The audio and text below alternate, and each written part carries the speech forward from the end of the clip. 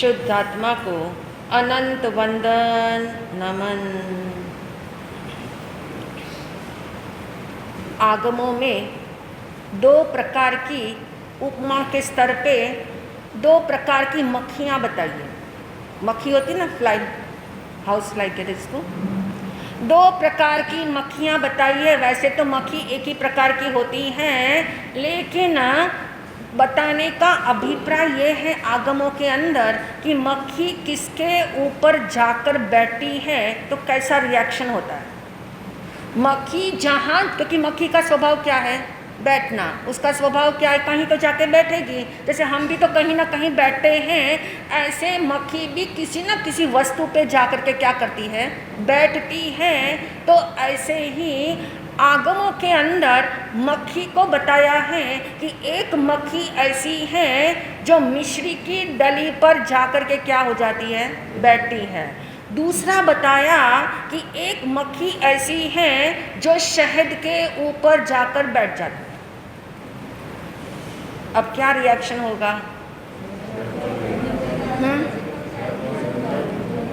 मीठापन तो अवस्था में है। मिश्री के ऊपर बैठने वाली मक्खी भी मीठापन का स्वाद लेती है और शहद पर बैठने वाली मक्खी भी क्या करती है, मीठापन आस्वादन में आता है। अब आप देखिए, यहाँ तक तो दोनों ठीक ठीक दिखते हैं, दोनों का मिठास मिल रही है, लेकिन मिठास मिलने का रिजल्ट जो है, मिठास मिलने के बाद जो रिजल्ट है, उस रिजल्ट में क्या है, अंतर है। कौन अंतर बता पाएगा? शिवालिक।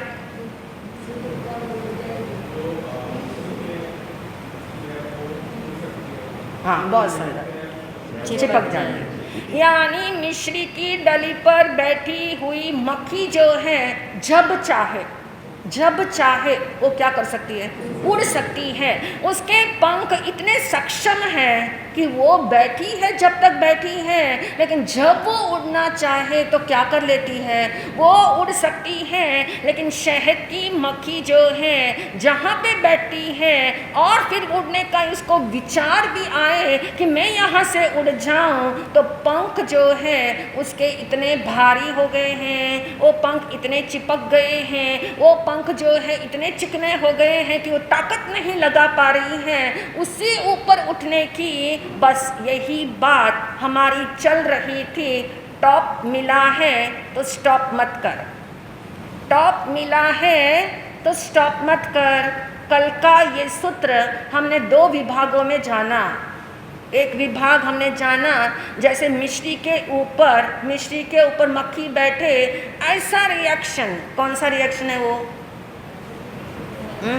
कैसे घटाओगे इस बात को?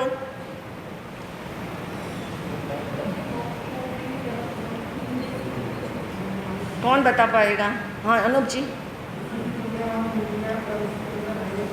हाँ, यानी पुण्य के उदय से मिलने वाला चक्रवर्ती का पद, पुण्य के उदय से मिलने वाले चक्रवर्ती का सारा ऐश्वर्य, इस सारा ऐश्वर्य जो चक्रवर्ती यदि मिश्री की डली के ऊपर बैठी मक्खी के जैसे हैं, वो जब चाहे तब क्या कर सकते हैं, छोड़ सकते हैं। वे चिपकते नहीं हैं। वे जब तक बैठे हैं, जब तक राजमहल में हैं, जब तक चक्रवर्ती पद का भोग चल रहा है, तब तक वे दिखाई देते हैं राजमहल में हैं। लेकिन जब चाहे तब वे क्या कर लेते हैं, वे उड़ सकते हैं, वे निकल सकते हैं। और जो चक्रवर्ती पद का त्याग नहीं करते, वे कौन सी मक्खी जैसे हैं, शहद पर चिपकी हुई मक्खी के जैसे हैं। और आप जानते हैं अंतिम परिणाम उस शहद पर बैठने वाली मक्खी का क्या आता है,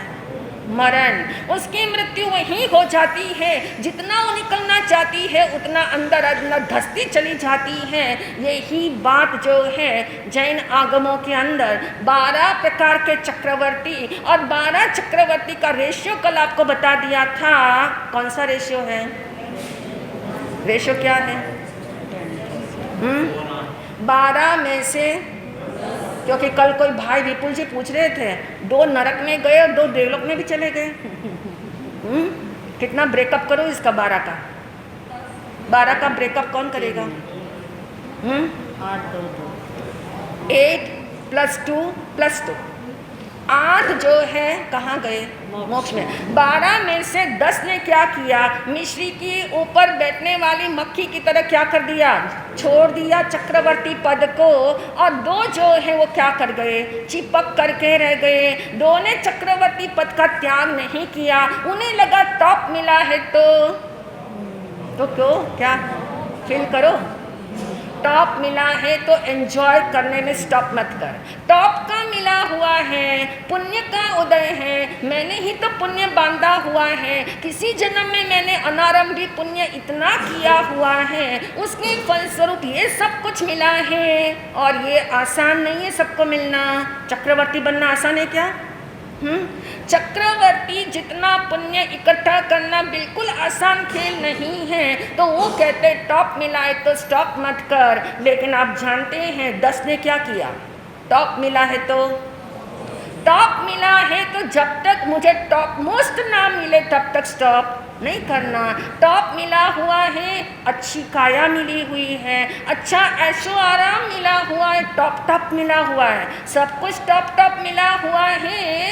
यही राइट पॉइंट है, यही राइट अवसर है, यही आपका प्रमाण है, यही समझ की परिणाम है कि यदि राइट टाइम आपको समझ में आ जाए यू टर्न लेने का। क्योंकि यू टर्न कहाँ से कोई लेना तो चाहता है पर ले कहाँ से?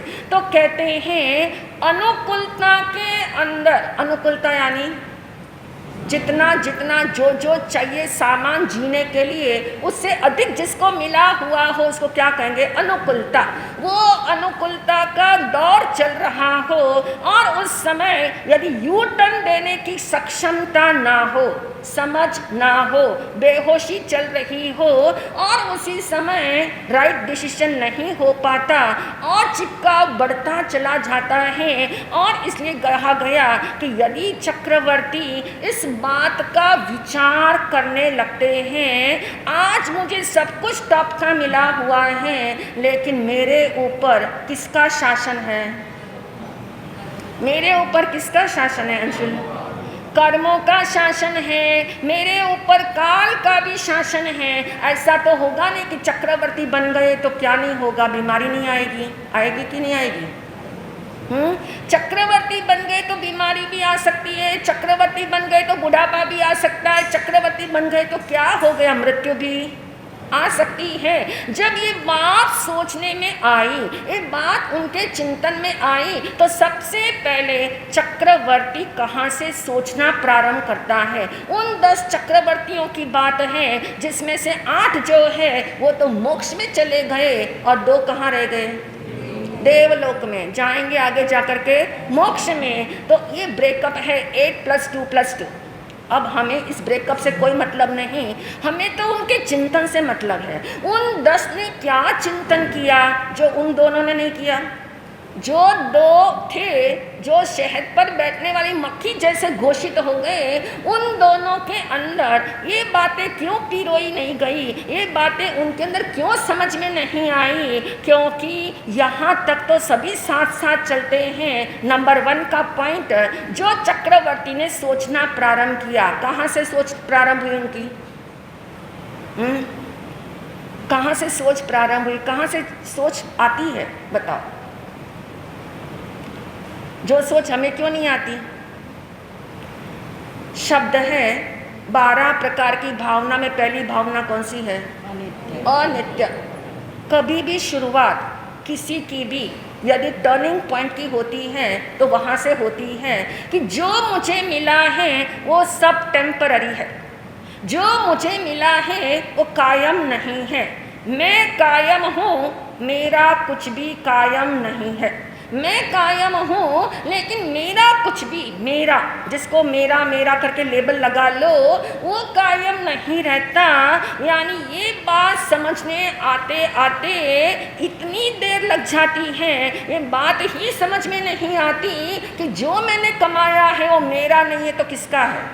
यही समझ में आता है। वो तो मेरा ही है, वो मेरा है ऐसा मानने के अंदर तो समय नहीं लगता, ऐसा ये मेरा नहीं है, उसे मानने में बहुत ताकत लगानी पड़ती है। और इसलिए ज्ञानियों ने कहा कोई भी व्यक्ति जब यू टर्न लेता है, कहाँ चक्रवर्ती पद का भोग है, उसका शिखर पे है, और कहाँ उस शिखर से वो अध्यात्म के शिखर पे जाने वाले हैं, तो सबसे पहला प्रारंभ वहाँ से होता है।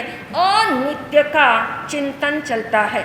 अनित्य, ये सब कुछ मुझे मिला है, लेकिन जब तक मेरी दो आंखें खुली है तब तक का सारा तमाशा है, तब तक का सारा खेल है। जैसे ही ये दो आंखें मेरी बंद हो गई तो मैं कहाँ होऊंगा? कहाँ होऊंगा? चक्रवर्ती कहाँ होंगे? हम कहाँ होंगे? चक्रवर्ती की तो बात याद रह जाएगी, अपनी बात कौन करेगा? क्योंकि साथ साथ में अपनी बात की भी गाड़ी चलाना। चक्रवर्ती तो बाहर में कहना चाहिए, उसकी तो हम केवल केस एनालिसिस इसलिए कर रहे हैं ताकि हमें अपनी गलती का बोध हो। जो गलती वो भी कर सकते थे 10 लोग, उन्होंने क्यों नहीं की और हम क्यों कर लेते हर जन्म के अंदर? उन्होंने विचार किया जो टेम्पररी मिला हुआ है वो टेम्पररी ही रहेगा, उसे परमानेंट बनाने का कोई सल्यूशन नहीं है, कोई परमानेंट चीज बन ही नहीं सकती जो टेम्पररी है। यानी उन्होंने कंपैरिजन किया। अनित्य का चिंतन उसे होता है जो कंपैरिजन कर सके। क्या कंपैरिजन करेगा? इसका कंपैरिजन करेगा।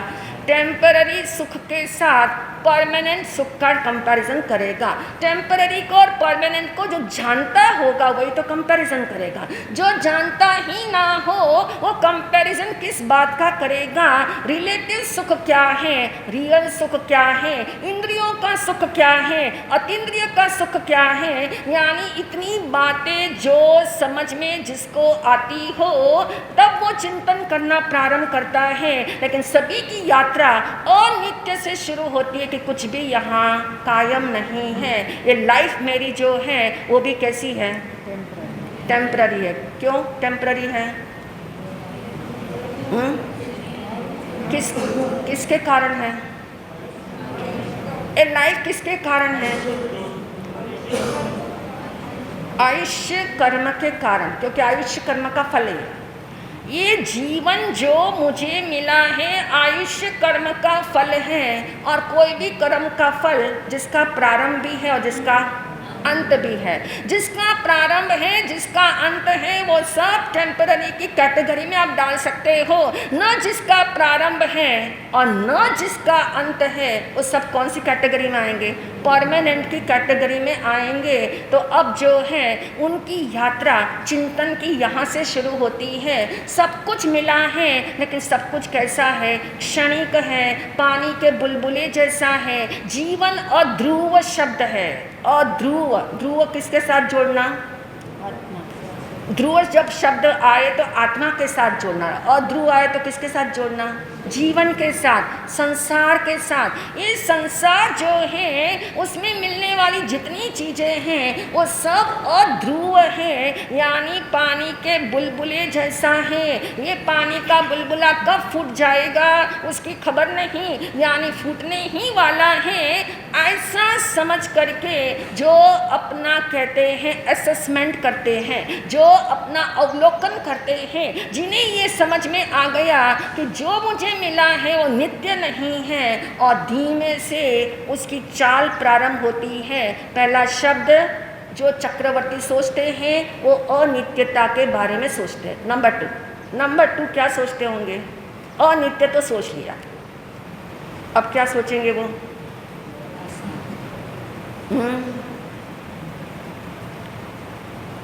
आस्था, असारता। बहुत सुंदर। पहला शब्द अनित्य, दूसरा शब्द असार। शब्द क्या आएगा? असार। अनित्य समझ में आने वाले तो बहुत लोग होते हैं, अनित्य को अनित्य मानने वाले बहुत लोग हैं, लेकिन उससे ज़्यादा कुछ नहीं होता। उससे कुछ लोग डिप्रेशन में चले जाते हैं, उससे कुछ लोग जो हैं उन्हें लगता है जब सब कुछ अनित्य है, सब कुछ मेरे हाथ से फिसलने ही वाला है, तो मैं क्या करूं क्या ना करूं, ऐसी कंफ्यूजन क्रिएट करते हैं। लंबा दौर कंफ्यूजन का चले तो डिप्रेशन में चले जाते हैं। जब सब कुछ यहाँ पे मेरे पास टिकने वाला नहीं तो मैं क्या करूं, ऐसी अंदर में धारणा कहते बन जाती है, क्योंकि उन्होंने अनित्य का चिंतन किया लेकिन उल्टी धारा से किया। धारा कौन सी थी उनकी? नेगेटिव वाली धारा थी। पॉजिटिव वाली धारा होगी तो अनित्य यानी इसलिए अनित्य है क्योंकि आपने हमेशा ये बात रखी होगी ध्यान में, अनित्य शब्द है उसी में एक शब्द समाया हुआ है, नित्य। अनित्य के अंदर नित्य शब्द छिपा हुआ है। इस संसार में यदि आपका फोकस अनित्य पे जाता हो तो ज़्यादा देर वहाँ टिकाने की ज़रूरत नहीं है, क्योंकि आपका मोटिव वो नहीं है, आपका लक्ष्य वो नहीं है। आपका लक्ष्य वहीं तक जुड़ के नहीं रहना चाहिए कि सब कुछ अनित्य है, शरीर अनित्य है, संबंध अनित्य है, सो कॉल्ड चीज़ें अनित्य हैं। ऐसा अनित्य का लेबल भले ही दे दो, लेकिन अंदर में पकड़ के किसको रखना है? नित्य को। अंदर से नित्य को पकड़े बिना यदि अनित्य घोषित करते हो तो निश्चित है डिप्रेशन आना, निश्चित है फ्रस्ट्रेशन आना। इसलिए भगवान महावीर ने कहा अनित्य में नित्य शब्द जो छिपा हुआ है, नित्य को केंद्र में पकड़ लो, नित्य को मजबूती से पकड़ के फिर घोषणा करो कि ये अनित्य है। जिसको पकड़ा ही नहीं, जिसको समझा ही नहीं, जिसको पहचाना ही नहीं, अनित्य को कह तो दिया लेकिन नित्य की पकड़ के बिना कहाँ है। इसलिए ज्ञानियों ने कहा, इसीलिए असार शब्द समझ में नहीं आया और 10 चक्रवर्ती को अनित्य शब्द कहने के बाद उन्होंने नित्य को क्या कर रखा था? पकड़ रखा था, बड़ी ठोसता से पकड़ रखा था। टेम्पररी कहो, लेकिन टेम्पररी कहने से पहले परमानेंट का क्या होना चाहिए?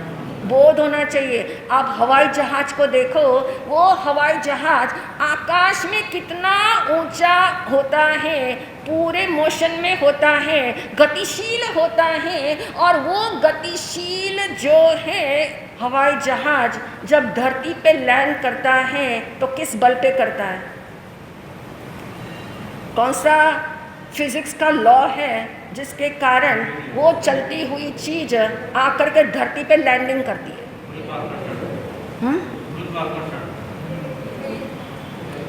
ठीक, हाँ। देखिए, जो चीज अस्थिर हो, स्थिर ना हो, जो चीज मोशन में चल रही हो, गतिशील हो, गतिशील को यदि उसकी गति तब बंद होगी जब उसकी लैंडिंग जहाँ होनी है वो स्थिर हो, वो स्थिर हो। तो धरती क्या है? स्थिर है। वह हवाई जहाज चलता हुआ, उड़ता हुआ, धीमे धीमे करके वो इस तरह से इस धरती के ऊपर जो बिल्कुल स्थिर है, जो हिलने वाली नहीं है, उस धरती के ऊपर धीमे करके लैंडिंग करता है। ये उसका राज है, इसीलिए वो लैंडिंग कर पाता है क्योंकि धरती स्थिर है। यदि वो हवाई जहाज को चलन वाली धरती हो, हिलडुल वाली धरती हो तो लैंड करेगा? नहीं करेगा, क्योंकि नियम है कि यदि कोई वस्तु अनित्य है इसका मतलब कोई तो नित्य है।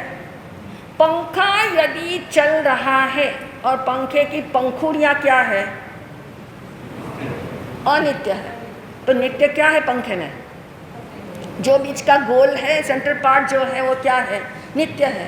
यानी वो सेंटर पार्ट जो नित्य है, स्थिर है, टिका हुआ है, उसके बल पे 3 पंखुड़ियाँ क्या कर रही हैं? घूम रही हैं, उसी के बल पे घूम सकती है। यानी अनित्य, यदि हमने समझा बात को कि सब कुछ इस संसार में अनित्य है, लेकिन किसके बल पे समझा?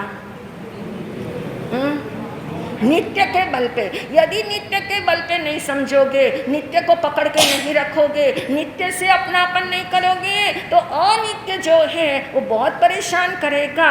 इसलिए उन 10 चक्रवर्तियों ने अनित्य शब्द तो कहा, लेकिन उसके साथ ही उन्होंने दूसरा शब्द समझ लिया कि अनित्य जो है वो असार है, क्योंकि सार मुझे पकड़ में आ गया है।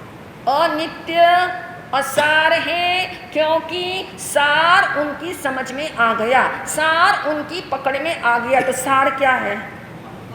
आत्मा। सार क्या है? परमानेंट जो है वो सार है। यानी ये बात चक्रवर्ती के जेहन में अंदर में उतरने लग गई कि जो अनित्य होता है वो असार होता है, लेकिन जो नित्य होता है उसमें सार होता है। लेकिन नित्य के बेस पे ही वो अनित्य को क्या कहना चाहते हैं? अनित्य।